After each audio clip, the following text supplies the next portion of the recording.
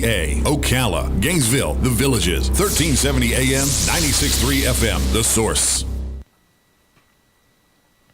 Auto repair with personal care. We know what we're talking about. Matt Gibbs and the guys over at Sunrise Automotive will treat you right. Will treat you right. Right, Matt Gibbs is in the studio, and he will treat you right. The phone lines are open and available to you if you have a question about your car, if it's doing something funky and you need to know what the heck it is. Well, the best advice is to actually bring your car to Sunrise Automotive and let the guys over there look at it. However, if you want to maybe get some information, maybe you're trying to do it yourself. I don't think Matt has any problem with giving information that might give you a little bit of a head start or avoid making a mistake. That might be maybe the bigger thing. The number here, either way, is 622-9622, and we'll give you Matt's phone number at Sunrise Automotive in just a little bit. And in addition to Sunrise Automotive, which is the car repair part of what Matt does, he also sells cars, and that car dealership name is Crossroad Auto Sales. Both of them are in the same location over on Highway 27 or Northwest 10th, right? Yep. Northwest 10th Street is what we call it. Good morning, Matt. Morning, Larry. How are you? I'm doing okay. You got a cold and an allergy and a sore throat and a headache. Yep. I got all those. You might have got it from us. We might have been the gifter. Really? Yeah, because Robin and I both just went through it. Yeah, but that was a week ago. That's what it takes. Plant the seeds like these apple trees. Are these all apple trees? Yeah. Do you have a garden? No, I can't do a garden, Larry. I kill everything. Anything plant life, I pretty much kill. Okay, let me ask you something. If you walk into a garage and it's absolutely pristine clean, okay, do you trust it? Yeah. Yeah? A good mechanic can have a clean garage, huh? Yeah. It seems like garages always have to have a little bit of evidence that there's been work going on. My garage, there's a lot of evidence that work's going on. Yeah, but I think that's a good thing from a customer's perspective. Well, it depends. A lot of customers that's not good. But you don't have to answer to anybody but yourself because you own it. Well, okay. Who do you have to answer to? I have to answer to my customers. Oh, okay. Do they ever say, well, you got to clean this mess up? Yes, they have said that. But the thing that I have been commented on more than anything is the cleanliness of our bathroom. Is that right?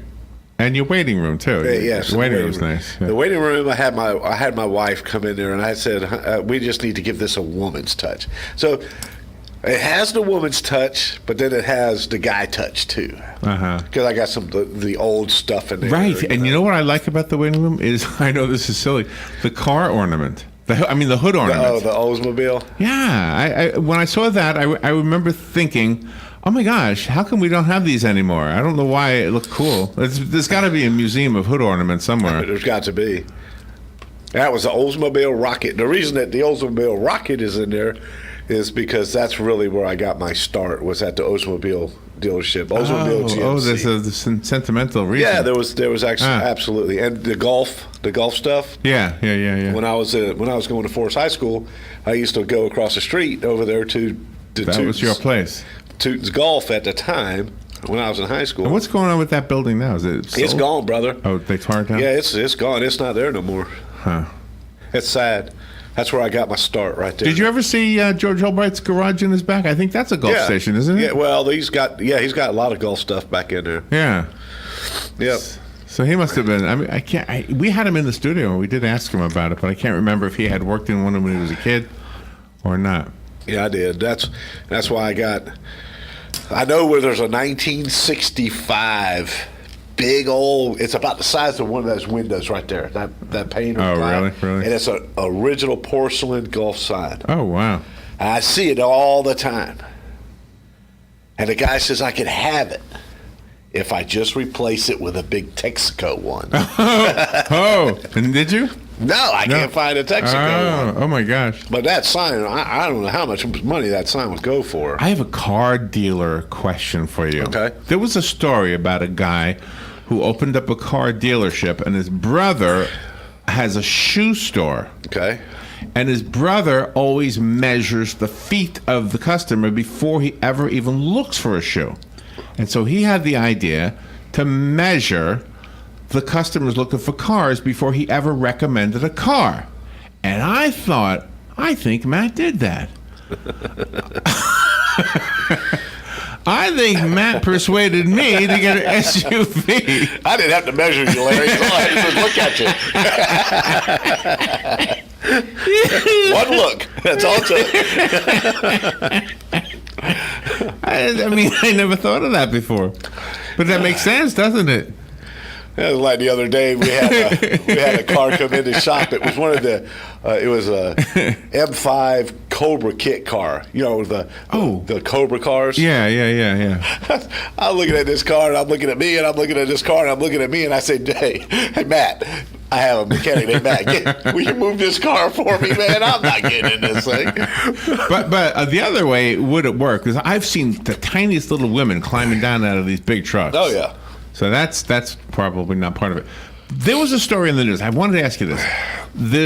In Ocala, I think on South Pine, someplace in Ocala, a guy was fixing up his F-150 Ford for his wife, and somebody came in the middle of the night, and surveillance cameras got him on camera, stealing all 4 rims. This is how the story is written. And then now when he wakes up in the morning and his truck is on blocks. Okay. The word rim is where I'm going with this. To me, I would have said they stole all 4 wheels, all 4 tires. What does the word rim actually mean? The rim is just a metal part. But it's not a rim. It's really a wheel. I mean, I look at that That's as a what I wheel. thought. Okay. You got a wheel and tire. Okay. So they stole the wheels and tires. That's what I think. Unless they took the tires off the wheels. No, they did not. No, they did. So did you see the news article? No, I didn't. Okay. No. It's happened to me before. Really? Yeah. You came back to I think somebody did it to that Sebring you sold me. I think somebody stole your tires and replaced them with dry rotted tires. That's what I think. Let me take a phone call. Oh, I see the phone ringing. And then while you're talking, I'm going to look for that photo of that truck that had its wheels stolen, rims. Good morning. You're on the air with Matt. Yeah, good morning, guys. Say, Matt, coming from Wisconsin, radiator fluid, it always was 50% antifreeze and 50% water because of the horrible sub-zero weather. What do you recommend for the heat down here? Is that the same formula, 50-50? Yes, sir. Yeah, that's what we do, 50-50. How about a lubricant for the water pump? It's inside your coolant. When you put the new coolant in, it'll come with the lubricant. Oh, okay, so the additives that they sell, you're wasting your money. Yeah, don't buy an extra lubricant to put in there. Just put the lubricant is in the coolant. You just read okay. So it's do you have a preference on brand? Not really. I mean, when you service it the way you're supposed to service it, all the chemicals and stuff are so close nowadays, and they're so regulated by the government, and they gotta contain certain things, and so whatever your preference is I won't have a problem with what your preference is. I don't fight with people because they think that this oil or this coolant or this fluid is better than that fluid.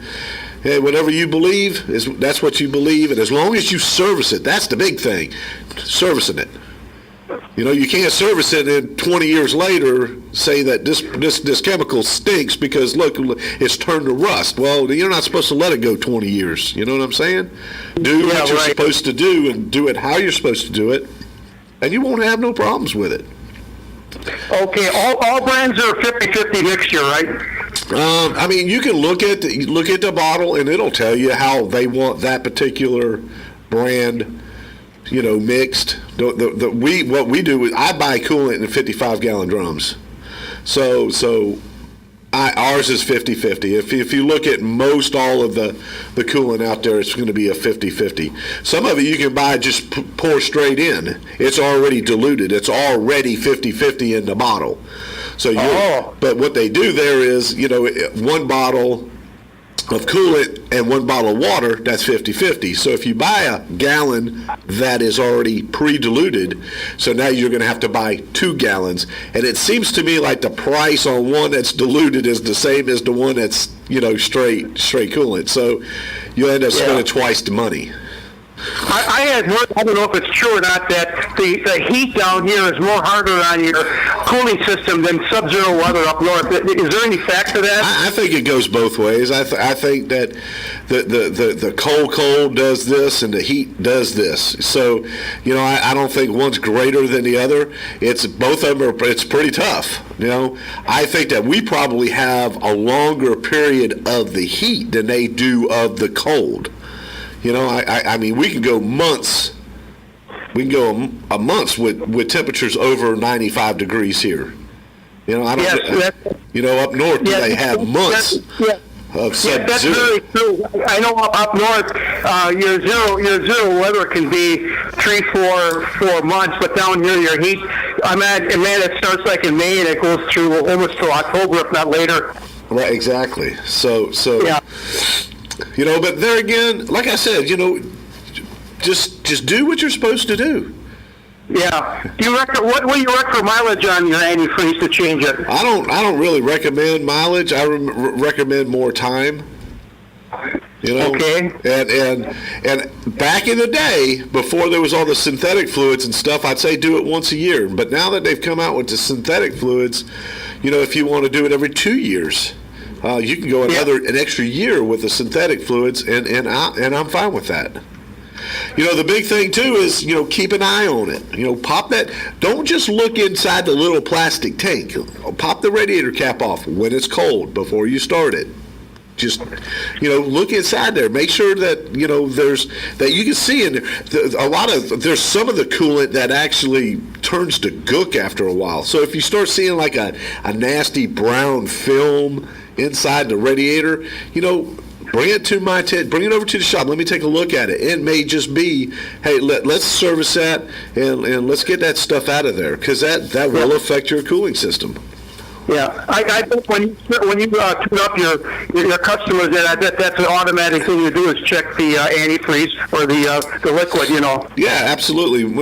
If you bring it in if you bring your car in for an oil change, we're going to check all that kind of stuff anyway. Okay. Every time. All right. Thank you very much. Thank you, sir. Thank you. The phone number is 622-9622 if you would like to speak to Matt Gibbs on the air, ask a question about your car or anything automobile related or automotive related. It could be a truck or something. The number 622-9622. So the other day, Robin's tire was low. We stopped at the racetrack gas station, and they don't, it's not like an old air pump anymore. It does not tell you how many pounds your car has. It's impossible. It just says it's automatically set to 32. You just push the thing on there. I guess you listen for something. I don't know, because I couldn't tell when it was done. I mean, the reason is there's so much traffic and there's so much other noise going on. You can't hear the air. You can't hear it. Oh, wow. That's unbelievable. Huh. Hey, why don't they do it anymore with the little thing that pops out of the back? Yeah, I don't know. Are those things reliable? If I bought one, I'll just go get one. A tire gauge? Do you have one in your pocket right now? No. I thought old guys. No, we don't. The little things that. Yeah. Don't buy one. Why? Because they're accurate for 2% of its life. 2%. Oh, really? So just run. See, I look out this window every time I'm doing a show, and I see this big S and EARS. What do you see? Sears. SEARS. Oh, run over to the automotive. You know what it sounded like, right? What? You see a big ass outside the window. That's Sears. Okay. How do you say that, the curly letter? I don't know, man. I don't know how we get big ass out of Sears, but I can do it, I guess. All right, so if you go over to the automotive, they have a little digital gauge. Okay. It's probably $8-9. Oh, that's what I should get, a digital. Yes, all right. Yes, it'll last forever. Yes. That's the technology, Larry. That's where we are today. We're not in the old didn't know what you saw outside that window. Oh my God! Well, we're getting bad here. All right, so and I probably will use it very infrequently. It won't happen very often. You can use it as much as you like. Yeah, I'll just be. I got a new toy. Let me use it. Hey, excuse me. Oh my gosh! Do you ever watch James Corden, the nighttime show host? No, Who got the British accent? No.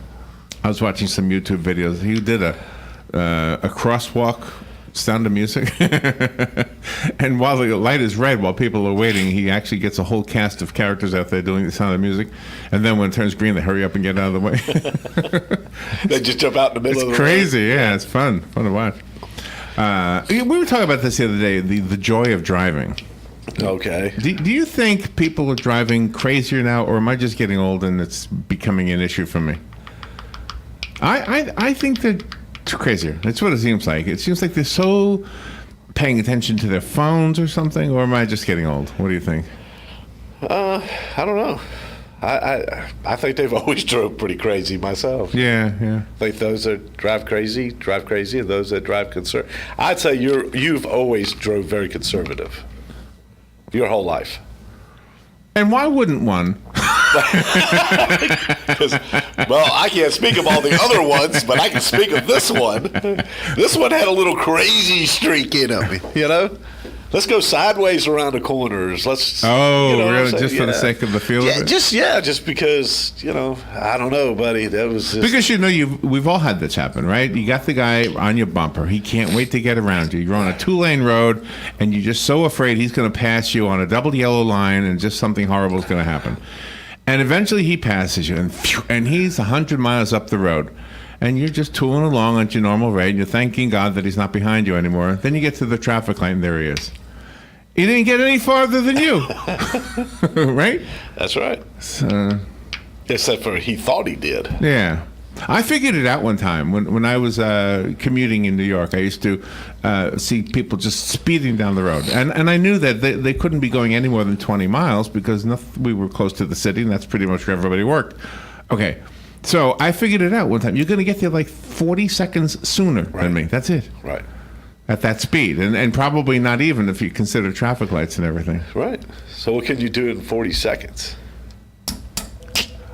Yeah, that's a good point. I guess you could do something.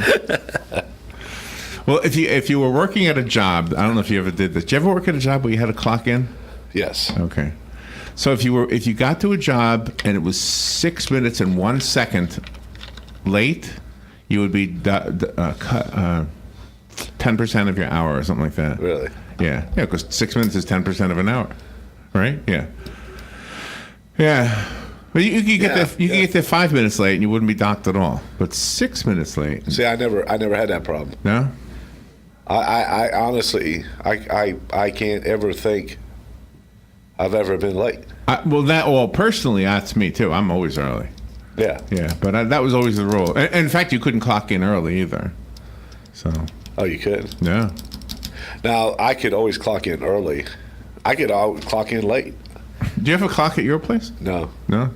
They ever just trust you? No, I trust them. I mean, everybody gets paid either a salary or they get paid by what they do. Oh, I saw Chrissy, by the way. Chrissy is the lady's name, right? I saw her outside the window. I don't think she did it with me, though. I was tapping on the window, and she turned her head and looked and then just kept walking. I don't think she realized. Oh, okay. Maybe she doesn't realize this is where you do your show? Probably not. Phone line is open if you have a question about your car, 622-9622. If you're taking a road trip, you might want to have your car checked out before you go on that trip. The tires, everything need to be in good condition. You don't want to be stuck in the middle of the road. We had this discussion the other day with a guy who was a stunt driver, I think it was, and he was giving like road travel tips, And the one thing he said is, if you're not sure, just rent a car. So, I don't know. Have you ever... I've done that before. It's not a bad idea, really. No. I mean, if I rented a car because we just didn't want to put the miles on our car. And we wanted a little bit bigger car because we had so many children, So if you're in a rent-a-car and it breaks down, what's the remedy for that?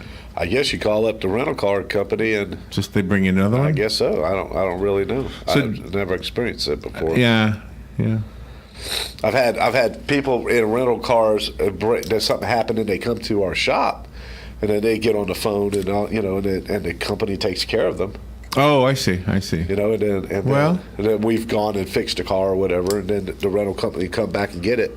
A lot of times they're still under warranty because they're fairly, they're really new. Yeah. Gosh, it is kind of unnerving. When I was just looking for the picture, which I couldn't find, there's a lot of stories of car dealerships that have the tires stolen. Oh, yeah. It's amazing. So that happened to you? I've never. They didn't steal the tires; they stole the whole car. But oh, really? Yeah, twice.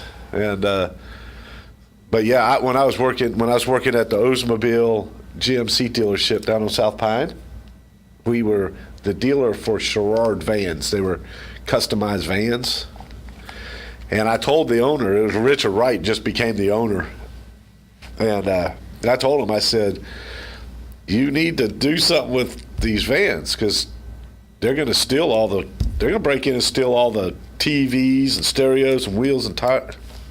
Oh, they'll be fine because he came from Fort Lauderdale. He thought it was so much different here in Ocala.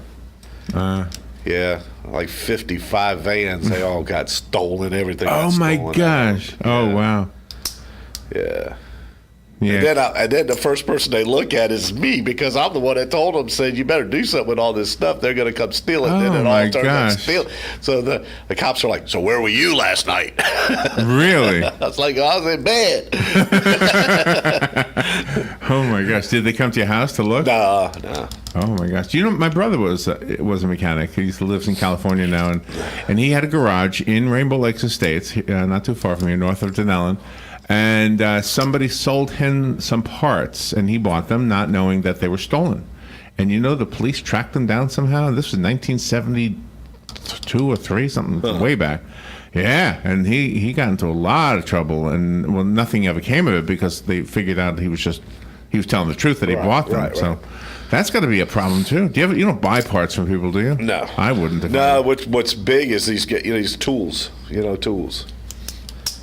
And I won't do it. Well, it's a good thing to buy tools the proper way because you could win a barbecue grill. You can, and I did, and I used it. Really? And it was nice. What'd you cook on it? I cooked hamburgers. I cooked hot dogs. I cooked chicken.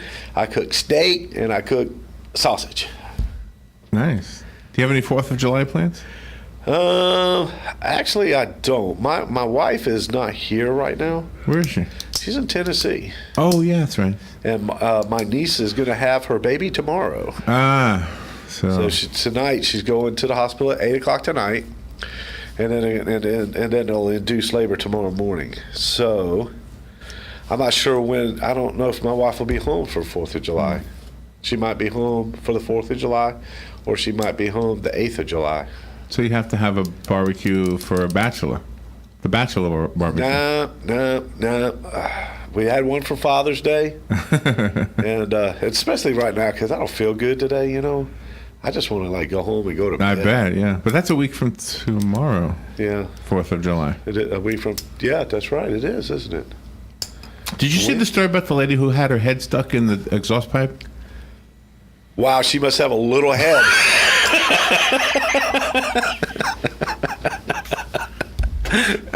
I'm not making that up. Larry, you got to make up this stuff. No, I swear I'm not making it up. All right, let me find out. Head and horse. Robin, help me out with this one. Head in exhaust. Yeah, there it is, right there. Head in exhaust pipe. Yeah, absolutely true. Let's see. Teen goes viral for getting her head stuck in truck's exhaust pipe. It must have been a diesel truck. All right, let's see. Let me find this one. They just cranked it up, floored it. It'll plop the head out there. Oh my gosh! Yeah. Well, let's see. A teen got her head stuck. A 19-year-old from Minnesota made a decision at a music festival that was caught on camera, and as ridiculous things that are posted online often do, the incident has gone viral. Caitlin Strom, who was attending the Winstock Country Music Festival in Winstead, Michigan, attempted to place her head in the oversized exhaust pipe of a parked truck. Yeah. I wonder if they're going to show the video. I hope not. Oh, you don't want to see it? No, that's fine. But Windstock. So did they do stuff at Windstock like they did stuff at Woodstock? And if they did, that would explain why she stuck her head up the exhaust pipe. Yeah. You know, there's a new campaign. Have you seen it about smoking pot? You know, smoking marijuana. No, if no, you're no. Baked or whatever. Don't drive baked. That girl was baked, man, when she stuck her head up the exhaust pipe. Yeah, she probably was baked. Matt, what is your phone number? You can call me at 352-690-1993. Say it again. I'm sorry, I did the music. 352-690-1993. Call Matt, and if I could recommend Matt, it would be because he has treated me right. He has treated me fair. He has been quick. I've never had a problem with my car that he couldn't fix, except for once. In which case I got a new car from Matt over at Crossroad Auto Sales. So go to Sunrise Automotive and Crossroad Auto Sales and tell Matt you heard about him on the radio. Thank you, Larry. Fox News Radio, I'm Chris Foster. Illegal immigrants caught with kids will now not automatically be referred for criminal prosecution. It's how those cases were mostly handled before a crackdown last month led to